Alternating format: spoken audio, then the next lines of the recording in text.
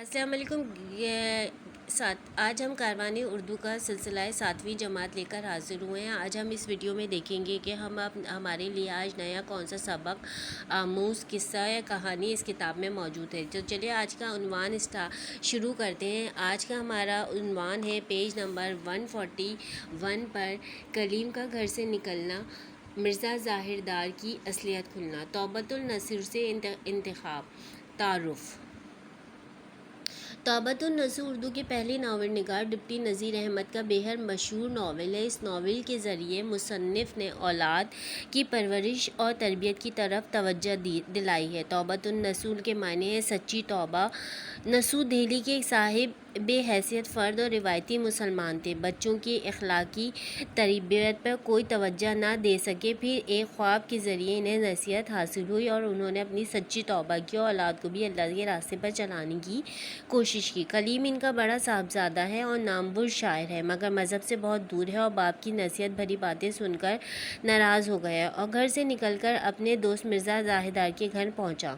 مرزا ظاہر دار اول درجے کا مکار، شیخ خور ہے اور در حقیقت نکما اور غریب انسان ہے، مگر اس نے کلیم کو اپنی عمارت کے قصے بڑھا چڑھا کر سنا رکھے تھے۔ کلیم کو کبھی مرزا ظاہر دار کے گھر جانے کا اتفاق نہیں ہوا اور اب گھر سے ناراض ہو کر مرزا ظاہر دار کے ہاں پہنچا تو اس پر کیا گزری، آئیے اس دلچسپ احوال کا مطالعہ کرتے ہیں۔ کلیم جب گھر سے نکلا تو کھانا تیار تھا، لیکن اس قدر طیش میں تھا کہ اس نے کھانے کے متعلق پرواہ نہ کی اور بے کھائے نکل کھڑا ہوا۔ مرزا سے ملنے کے بعد وہ منتظر تھا کہ آخر مرزا خود پوچھیں گے کہ کہہ دوں گا۔ مرزا کو ہر چند کھانے کی نسبت پوچھنا ضرور تھا، کیونکہ اول تو کچھ ایسی رات نہیں گئی تھی اور دوسری یہ کہ اس کو معلوم ہو چکا تھا کہ کلیم گھر سے لڑ کر نکلا ہے۔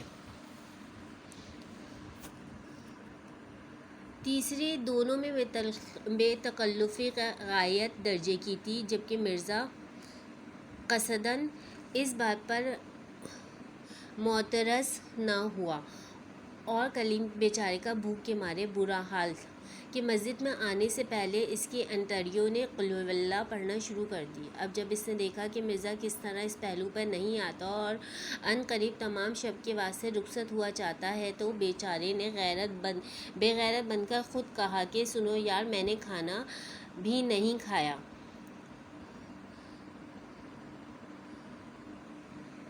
مرزا سچ کہو، نہیں جھوٹ بہکاتے ہو۔ کلیم تمہارے سر کی قسم، میں بھوکا ہوں۔ مرزا تو مرد خدا، آتے ہی کیوں نہیں کہا؟ اب اتنی رات گئے کیا ہو سکتا ہے؟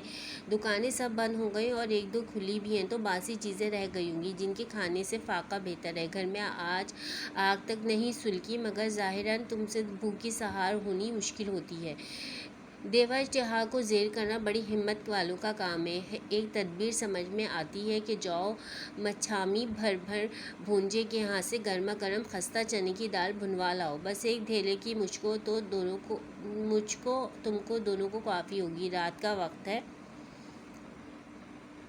ابھی کلیم کچھ بھی نہیں کہہ پایا تھا کہ مرزی جلدی سے اٹھ کر باہر گیا اور چشم زون میں سے چنے بھنوا لائے، مگر دھیلے کے کہہ کر گئے تھے تو یا تو کم کے لائے یا یارہ میں دو چار پھوکے کھا لیے۔ اس بات کلیم کے روبرو 2-3 مٹھی چنے سے زیادہ نہ تھے۔ مرزا یار، تم ہو بڑے خوش قسمت کہ اس وقت بھاڑ مل گیا، مگر واللہ ہاتھ تو لگاؤ، دیکھو تو کیسے جھلس رہے ہیں، اور سنی خوشبو بھی عجب ہی دل فریب ہے، بس بیان نہیں ہو سکتا۔ تعجب ہے۔ لوگوں نے خس اور مٹی کا عطر نکالا، مگر بھنے چنوں کی طرح کسی کا ذہن منتقل نہیں ہوا۔ کوئی فن ہو، کمال ہو، کیا چیز ہے؟ دیکھیے، اتنی تو رات گئی ہے مگر چھامی کی دکان پر بھیڑ لگی ہوئی ہے۔ بندے نے تحقیق سنا کر حضور والا کے خاصے میں چھدامی کی دکان کا چنا بلا ناغہ لگ کر جاتا ہے، اور واقعے میں آپ غور سے دیکھیے کہ کیا کمال کرتا ہے کہ بھوننے میں چنوں کو سڈول بنا دیا ہے۔ بھائی، تم نے میرے سر کی قسم سچ کھانا ہے؟ ایسے خوبصورت سڈول چنے تم نے پہلے کبھی دیکھے تھے؟ دال بنانے میں اس کو یہ کمال حاصل ہے، کسی دانے میں خراش نہیں تھی۔ ٹوٹے پھوٹنے کا کیا ماخوذ، اور دونوں کی رنگت دیکھیے، کوئی غرض دونوں رنگ، کوئی بسنتی کوئی بھسنی غرض کے دونوں رنگ تھا نمایوں تو ہر سدے باغ قسم کے غلے اور پھل زمین سے اگتے ہیں، لیکن چنے کی لذت کو کوئی نہیں پہنچتا۔ غرض مرزا نے اپنی چرب زبانی سے چنوں کو گھی کی تلی دال بنا کر اپنے دوست کلیم کو کھلایا۔ کلیم بھوکا تو تھا ہی، اس کو بھی ہمیشہ سے کچھ زیادہ مزیدار معلوم ہے۔ مرزا نے گھر جا کے ایک میلی دری اور ایک کثیف سا تکیہ بھیج دیا۔ دو ہی گھڑی میں قسیم کی حالت کا اس قدر متغیر ہونا عبرت کا مقام ہے۔ یا تو خلوت خانہ اور عشرت منزل میں تھا، یا ایک مسجد میں آ کر پڑا۔ گھر کے الوان نعمت کو لات مار کر نکلا تو پہلے ہی وقت چنے چپانے پڑے۔ نہ چراغ، نہ چارپائی، نہ بہن، نہ بھائی، نہ مونس، نہ غمخوار، نہ نوکر، نہ خدمتگار، مسجد میں اکیلا بیٹھا تھا جیسے قید خانے میں حاکم کا گنہگار، یا قفس میں مرغ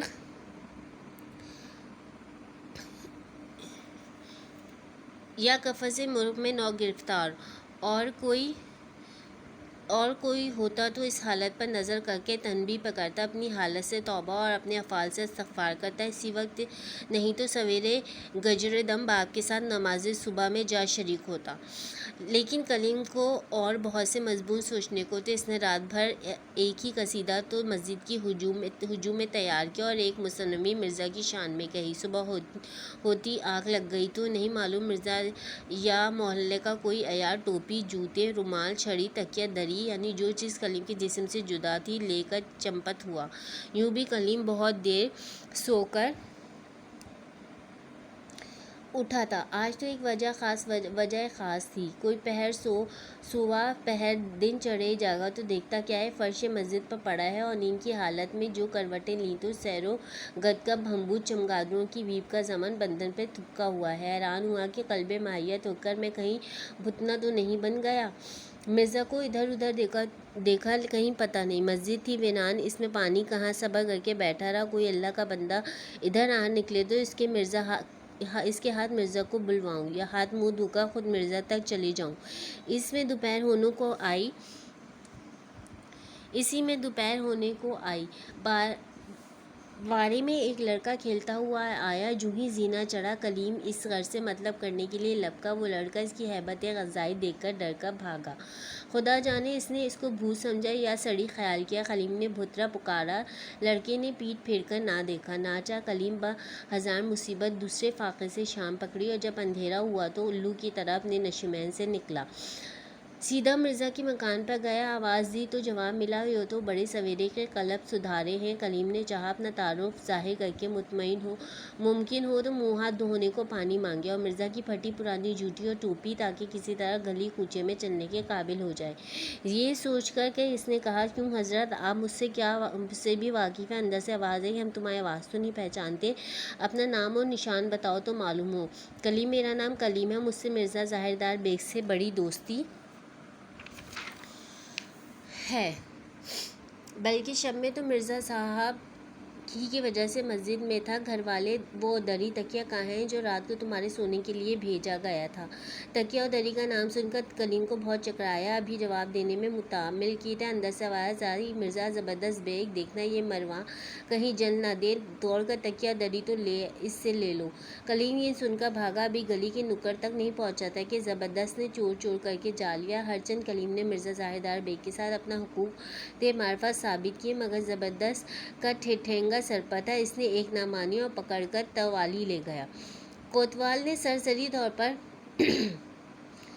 دونوں کا بیان سنا اور کلیم سے اس کا حسب و نسب پوچھا۔ ہرچند کلیم اپنا اتا پتہ بتانے میں جھیپتا، مگر چار سو ناچار اس کو بتانا پڑا، لیکن اس کی حالت ظاہری ایسی ابتر ہو رہی تھی کہ اس کا سچ بھی جھوٹ معلوم ہوتا تھا۔ کوتوال نے سن کر یہی کہا کہ میاں نصوحی، جن کو تم اپنے والد بتاتے ہو، میں ان کو خوب جانتا ہوں، اور یہ بھی مجھ کو معلوم ہے، ان کے بڑے بیٹے کا نام بھی یہی ہے جو تم نے اپنے بیان کیا، محلے کا پتہ، گھر کا نشان جو تم نے کہا، ٹھیک کہا، مگر کلیم تو ایک مشہور و معروف آدمی ہے، آج شہر میں اس کی شاعری کی دھوم ہے، تمہاری یہ حیثیت ہے کہ ننگے سر ننگے پاؤں، بدن میں کیچڑ تھپی ہوئی ہے، مجھے باور نہیں ہوتا۔ اچھا، اب رات ہی کیا ہو سکتا ہے، جرم سنگین ہے، اس کو حوالات میں رکھو، صبح ہو تو میں ان کے والد کو بلاؤں تو ان سے بیان کی تصدیق ہو۔